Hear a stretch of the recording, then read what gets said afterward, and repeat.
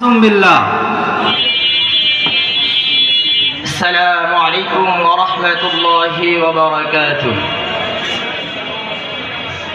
نحمده ونصلي على رسوله الكريم أما بعد فأعوذ بالله من الشيطان الرجيم بسم الله الرحمن الرحيم وقاتلوهم حتى لا تكون فتنة ويكون الدين كله لله صدق الله العلي العظيم صلى الله عليه وسلم ইসলামী ছাত্র আন্দোলন বাংলাদেশ বাগারপাড়া থানা শাখা কর্তৃক আয়োজিত আজকের এই 34তম ছাত্র সমাবেশের সম্মানিত সভাপতি ও প্রধান অতিথি, আমার সম্মুখে পানে বসে থাকা বাগারপাড়া থানা শাখার বিভিন্ন অঞ্চল থেকে আসা আমার প্রাণ প্রিয় ছাত্র ভাইরা, সকলকে ইসলামী ছাত্র আন্দোলন বাংলাদেশ নড়াইল জেলা শাখার পক্ষ থেকে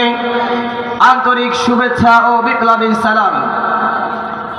প্রিয় ছাত্র ভাইরা, আপনারা সকলে অবগত আছেন, ইসলামী ছাত্র আন্দোলন বাংলাদেশ 1991 সালের 23শে আগস্ট রোজ শুক্রবার ইসলামী ছাত্র আন্দোলন বাংলাদেশ প্রতিষ্ঠিত হয়।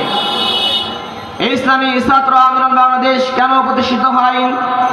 শেখ মরহুম ফজলুল করিম রহমতুল্লাহ আলাইহি যখন দেখেন এদেশের ছাত্র সমাজের হাত থেকে খাতা কলম ছিনিয়ে নিয়ে তাদের হাতে অস্ত্র তুলে দেওয়া হয়, তাদের হাতে গাজার টুল্লা ধরিয়ে দেওয়া হয়, তাদের হাতে মদের বোতল ধরিয়ে দেওয়া হয়, তাদের ছাত্র রাজনীতির নামে খুনি রাজনীতি শেখানো হয়, তাদের ধর্ষণের রাজনীতি শেখানো হয়। ইসলামী ছাত্র আন্দোলন বাংলাদেশ এটা এমন একটি প্ল্যাটফর্ম, এই প্ল্যাটফর্মে যদি কেউ টুপি ছাড়া আসে সে টুপি ওয়ালা হয়ে বের হয়, এই প্ল্যাটফর্মে আসার পরে সে একজন কোরআন ওয়ালা হয়ে যায়, এই সংগঠনে আসার পরে সে আল্লাহ এবং তার রাসূলকে চিনতে পারে, এই সংগঠনে আসার পরে সে একজন আদর্শবান ছাত্র হতে পারে। কথা বলেন ঠিক কিনা?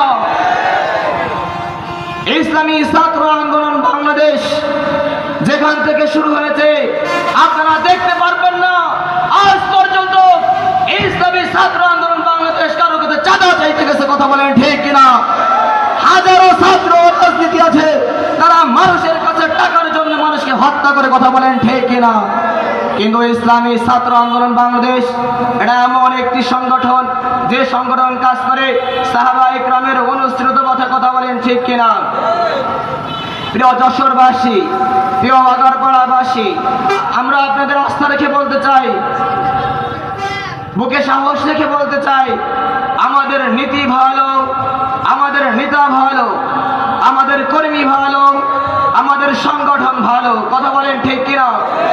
আগামী জাতীয় সংসদ নির্বাচনে ইসলামী আন্দোলন বাংলাদেশ মোহতারাম আমির মুফতি সৈয়দ মোহাম্মদ রিজাউল করিম পীর সাহেব চরমার নেতৃত্বে এ বাংলাদেশকে যদি আমরা পরিচালিত করতে পারি তাহলে আমরা এটা বিশ্বাস করি এ বাংলাদেশ যে আশা এবং আকাঙ্ক্ষা নিয়ে স্বাধীন করা হয়েছে সে আশা এবং আকাঙ্ক্ষা অচিরেই পূরণ হবে ইনশাআল্লাহ, ইনশাআল্লাহ। কথা বলেন ঠিক কিনা?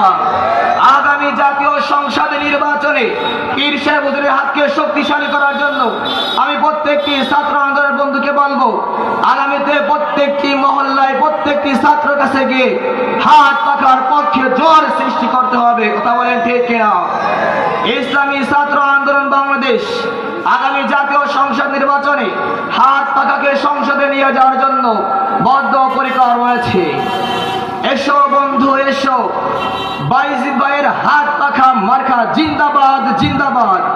এসো বন্ধু এসো, বাগারপাড়ার বাইজিদ ভাইয়ের হাত পাখা মার্কা জিন্দাবাদ জিন্দাবাদ। এসো বন্ধু এসো, ইসলামী আন্দোলন বাংলাদেশ জিন্দাবাদ জিন্দাবাদ। এসো বন্ধু এসো, ইসলামী আন্দোলনের আমির মুহতারাম মুফতি সৈয়দ মোহাম্মদ রিজাউল করিম পীর সাহেব চরমনাই জিন্দাবাদ জিন্দাবাদ। আমি আরেকটি কথা বলে আমার সংক্ষিপ্ত বক্তব্য শেষ করব। যে বা যারা ইসলামী আন্দোলনকে নিয়ে কটূক্তি করছে, আমি তাদেরকে বলতে চাই, ইসলামী আন্দোলন সম্পর্কে আপনাদের কোনো ধারণা নাই। কথা বলেন ঠিক কিনা? এটি এমন একটি সংগঠন, এই সংগঠন কাজ করে একমাত্র আল্লাহকে রাজি খুশি করার জন্য। কথা বলেন ঠিক কিনা? দুনিয়ার কোনো ব্যক্তিকে রাজি খুশি করার জন্য আমরা সংগঠন করি না। কথা বলেন ঠিক কিনা? এজন্য এই সংগঠনকে নিয়ে যদি কথা বলতে হয়, হাজারো বার চিন্তা করে কথা বলবেন। কথা বলেন ঠিক কিনা? প্রিয় বাগারপাড়াবাসী, আমি আপনাদেরকে অনুরোধ করব, আগামী যে জাতীয় সংসদ নির্বাচন আসতেছে, আপনারা আপনাদের প্রার্থীকে চেনেন কি চেনেন না? বাইজিদ ভাই সে কি কোনো চাঁদাবাদীর সাথে জড়িত থাকে? সে চাঁদাবাদী আরো এদেশ থেকে উৎখাত হোক, এটাই চাই। কথা বলেন ঠিক কিনা? এর জন্য উভয়নগরবাসী, বাগারপাড়াবাসী, আমি আপনাদের ক্ষুধার্ত আহ্বান করব, আগামী জাতীয় সংসদ নির্বাচনে তার সাথে যান জীবন দিয়ে কাজ করতে আপনারা রাজি আছেন তো? ইনশাআল্লাহ রাজি আছেন তো? বলেন ইনশাআল্লাহ। এ বলে আমি আমার সংক্ষিপ্ত বক্তব্য এখানেই শেষ করব। আমার জন্য সবাই দোয়া করবেন। আসসালামু আলাইকুম ওয়া রাহমাতুল্লাহি ওয়া বারাকাতুহু।